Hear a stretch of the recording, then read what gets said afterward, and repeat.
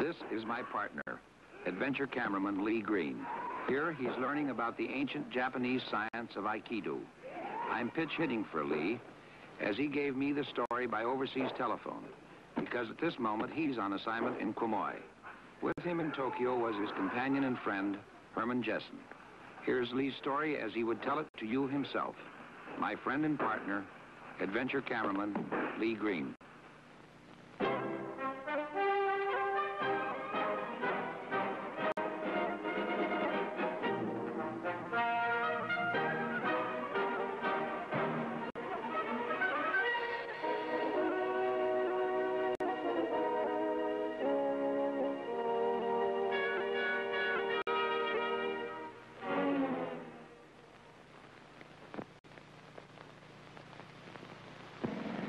It's 8 o'clock in the morning and the start of a busy day for Herman and me in Tokyo. I want to look into Aikido and see if there's an adventure show for us. And at 10 o'clock, we're scheduled to film the grand opening of the new television tower. This is a 70-yen cab, which means that you ride 1.33 miles for the equivalent of about 18 cents. And incidentally, you don't tip in Japan. You really get a ride for your money. There are 3 classes of cabs in Tokyo. The 60 yen, which seem to be piloted by stunt drivers, the 70 yen by racing car drivers, and the few 80 yen cabs by surviving and retired members of the first 2 groups. Jaywalkers in Tokyo live dangerously, but the less agile obey the traffic signals. Face masks are a common sight all over Japan. If you have a cold, you wear one. In spite of my tight schedule, I enjoy the ride. And soon we're watching activity of another sort. This is the exercise room of the Aikido school. The young men in white shirts and black pantaloons are instructors. The other boys are students. To Herman and me, this looks like a cross between jiu-jitsu and tumbling. The instructors handle themselves extremely well. But I wonder how they'd do if this were a rough and tumble instead of an exercise.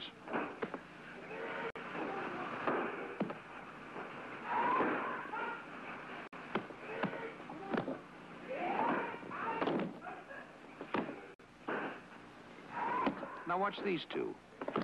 Everything happens too darn easily. I'm sure the fellow doing the falling is cooperating with the man doing the throwing. It's interesting enough to watch, but I don't think it's adventurous enough for my series. Besides, I've got a date with the tower.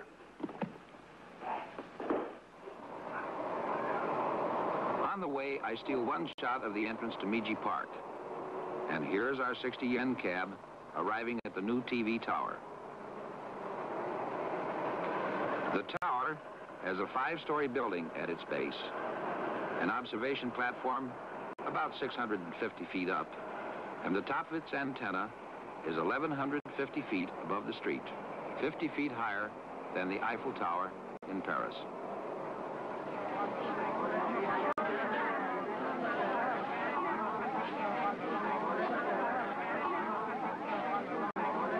Herman and I get our press passes, and the dedication begins with a religious ceremony. This ceremony has a particular significance today, as the dedication of the tower is taking place on the birthday of the well-loved Crown Prince of Japan.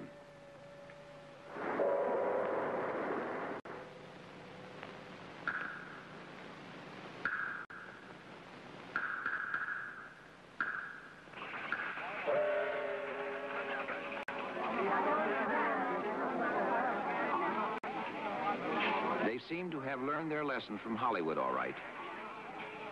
Miss TV of 1959 cuts the ribbon, flash bulbs go off, and tomorrow all Japan will be barraged with publicity about this great event. And it is a great event. The tower is a cooperative enterprise with 2 commercial television stations and 1 educational television station sharing the facilities.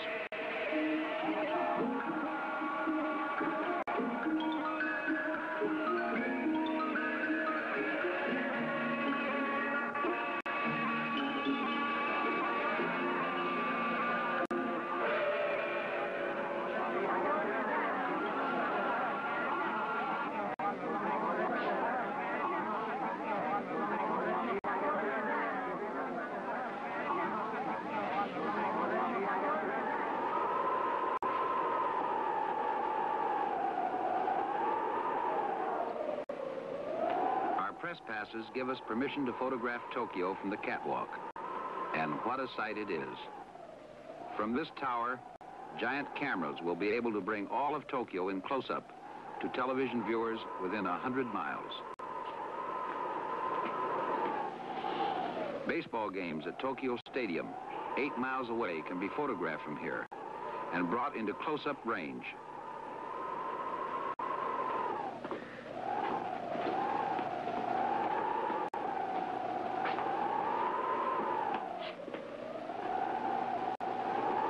Traffic tie-ups or special events within a 20-mile radius can be televised from cameras located on this tower.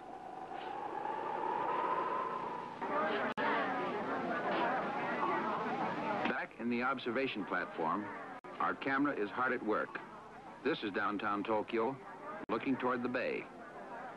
Herman and I are having a wonderful time, but I've got to get my pictures back to the States. So down we go. 8 million people in Tokyo, and I think 7 million of them are here today. Herman and I have worked crowds before, and we agreed if we got separated to meet at the newsstand at the foot of the tower. When I find him there, he's browsing in a book about Aikido. If the pictures tell the story that I think they do, we missed the whole point of Aikido this morning. We missed meeting Mr. Ueshiba. The book cost 300 yen, almost $1. But it proved to be my passport to a real adventure. On its threshold was Mr. Ueshiba, the patriarch of Aikido. This science was founded by Yoshimitsu Minamoto in the year 1120 and was handed down in his family for generations. It was taken over then by the Takeda family. And here is a legitimate successor of the art, Mr. Moritaka Ueshiba. What year was Aikido founded? I study this frail old man and think how he must miss the strength and vigor of his youth. About 50 years ago. Mr. Tohei, I wonder if we might, without offending Mr. Ueshiba, inquire as to how old he is. No, I decided. 80 years old. Wonder if you could inquire of Mr. Ueshiba how many students he has trained. As he talks, I realize that Aikido is more than an exercise, a sport. It is a religion, a way of life. About 100,000. It's my understanding that in the instruction of training of Aikido, it is not just a physical routine or a sport or a means of defense, but a training of the mind. That's right. Ask him if he would briefly tell me about the circle over there. Yes.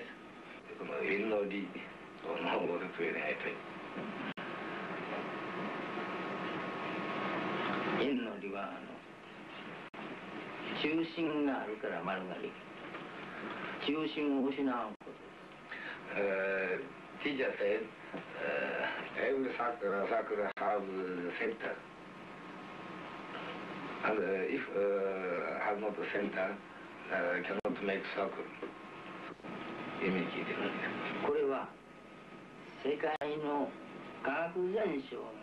As Mr. Ueshiba explains the circle to me, I realize that he is explaining a philosophy that is equally true for the East and the West.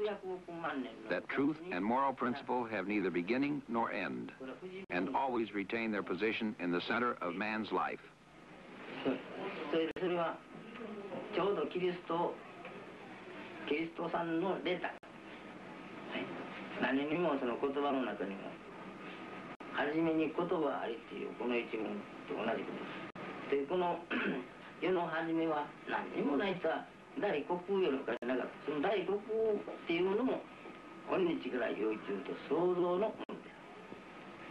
I wonder if at this time you could ask Mr. Ueshiba to give us the word or a demonstration of his action during the time so that we can get the sound of the word for Aikido. Yes. キリスト教でもバイブルにこれが始めはったと。で合気道も先生そうおっしゃってるとは伺ってますけど、この発声法ですか、それを先生に実際にやっていただきたい。じゃあ今からやります。一番これを言霊という。言霊というのは体内においてこの自己の体の中の赤い血のたみる姿がこれ。それをやるにはまず雨の浮き橋に立ったね。雨の浮き橋に立つにも座っとってもできますから、そのつもりや。こうしてまず。The symbolism is the same too. The cross that Mr. Ueshiba makes demonstrates the oneness of the earth, east, west, north, south. Man, created in the image of God, should make a shrine of his body, and by doing so, absorb within his soul the truths of the universe. Mr. Ueshiba demonstrates how man's mind can control his body by this long, sustained note.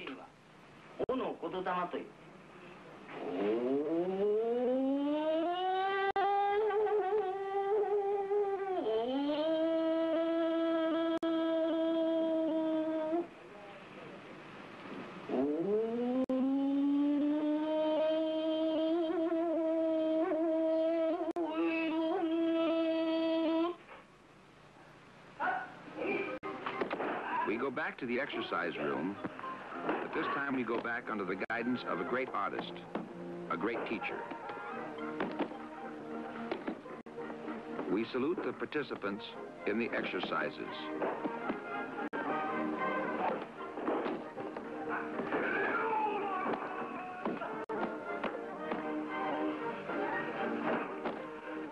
Mr. Ueshiba explains to me that there are 2,664 separate techniques in Aikido, and that Aikido is based on the art of gentleness, of having your enemy use his own power and physical violence to overcome himself. Aikido means making your spirit fit in with your opponent's, bringing your movements into accord with his. Aikido is the application of the principle of gentleness. As I watch the exercises, I see that it is always the attacker who is thrown. I see that the instructors are gentle in their demonstrations and use only the amount of skill necessary to upset their opponents. It is, as I thought earlier, an application of skill and knowledge, and this is the reason it looks easy.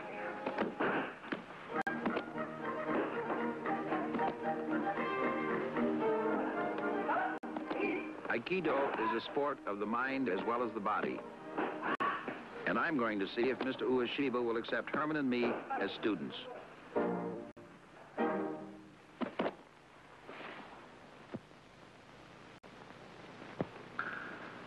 Mr. Ueshiba agrees to accept us as students, and our training begins the next morning.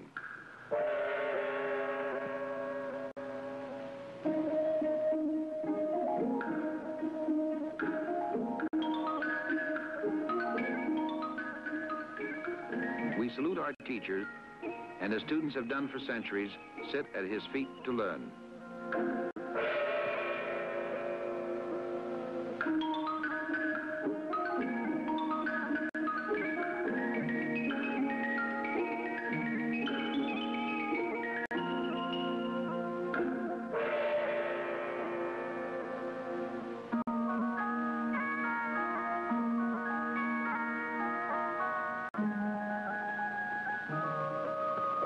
We begin with meditation and a prayer that we shall use our newfound wisdom and strength wisely. Aikido involves total control of every muscle and thought.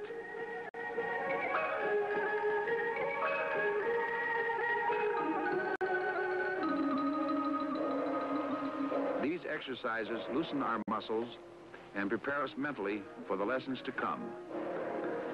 Many days of such simple exercises as these are needed before you're introduced to the simplest of the Aikido techniques.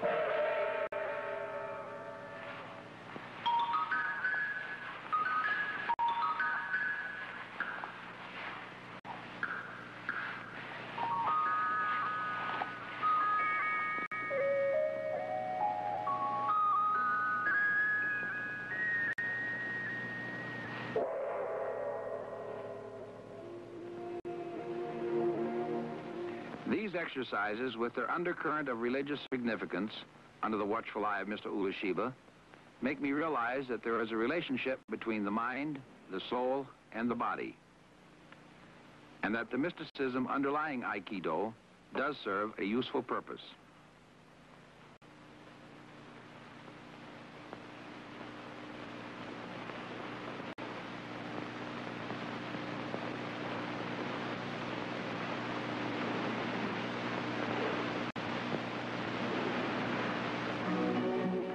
I have been studying 7 hours a day for the past 10 days. And now it is time to begin our training in the techniques. This is known as training in kata, or form. I'm told to attack my instructor.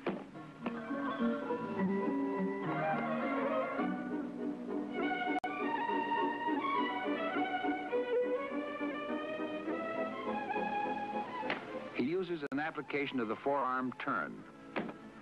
Although I outweigh him by 50 pounds, I find myself on the mat, thrown without force.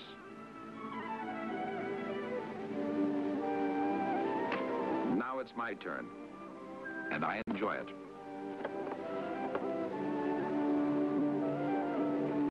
But it doesn't last for long. This time, it's a reverse handhold that upsets my apple cart. He shows me how easily this is done, and what an important part balance plays in the whole operation. If someone grabs your wrist, you'll know what to do. I start him one way, and then being off balance, down he goes.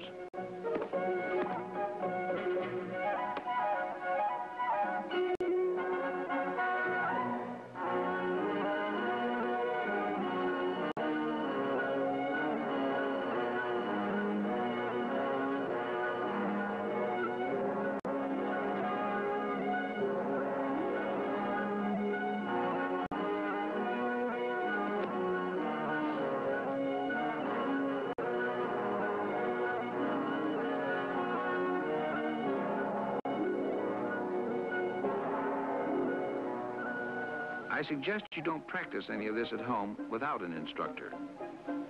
Too forceful an application of pressures will snap an arm, a wrist, or a leg.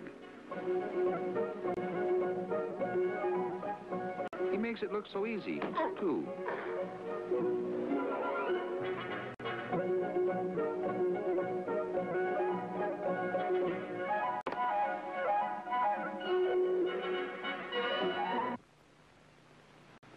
Herman is still skeptical about Aikido in a rough and tumble. His instructor agrees to operate on the principle of gentleness. Weighing 126 pounds to Herman's 190. This could be fun. Somehow or other, Herman can't get his hands on him.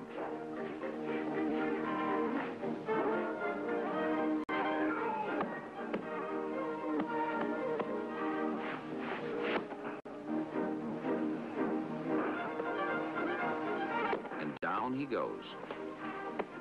In spite of the weight advantage and the disinclination of the instructor to use the more deadly techniques, Herman can't handle him. Notice the perfect balance of the instructor and how he forces Herman always to be the aggressor.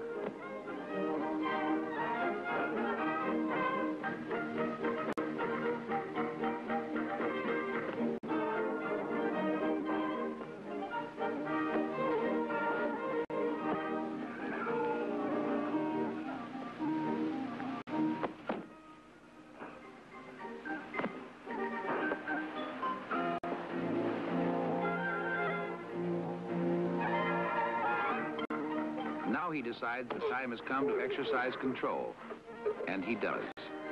Herman is totally helpless, held there by the pressures of a single thumb. Herman is convinced.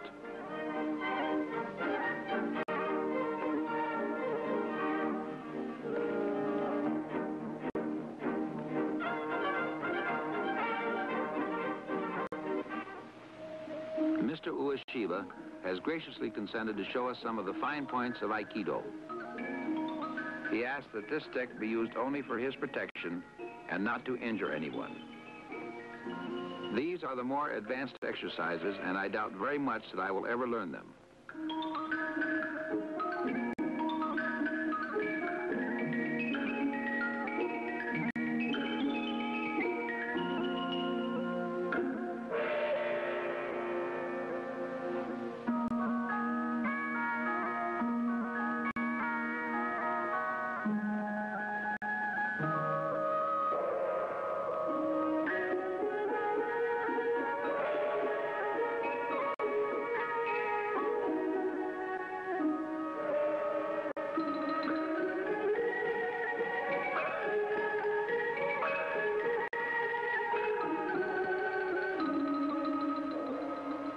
Now he salutes his instructors and prepares for the demonstration.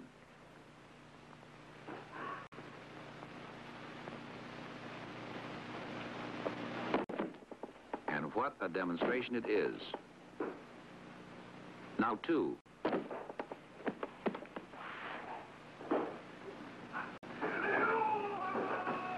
This is what I call balance.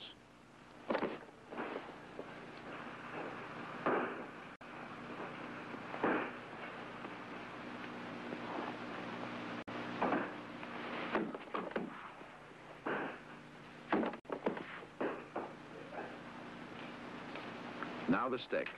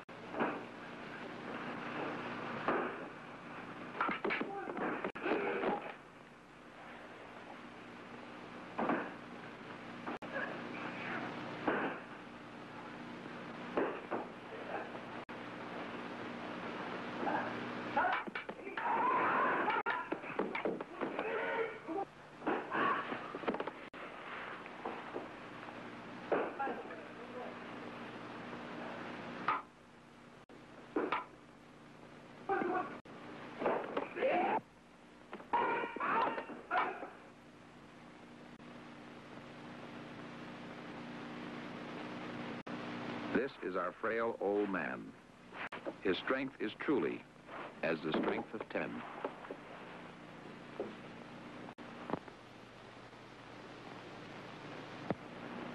Mr. Ueshiba does me the honor of climaxing my apprenticeship in Aikido by demonstrating his technique with me.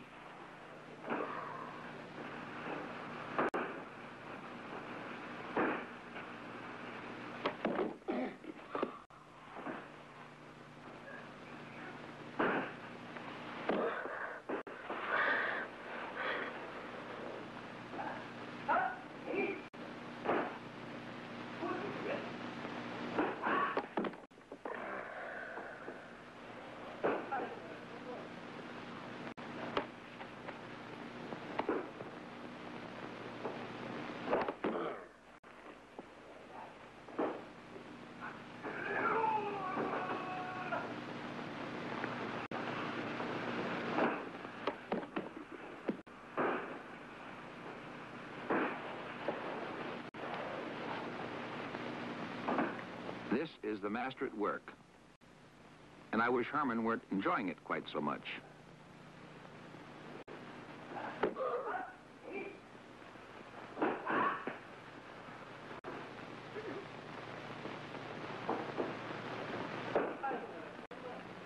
I'm sure that the training I'm getting here will someday come in handy on another rendezvous with adventure.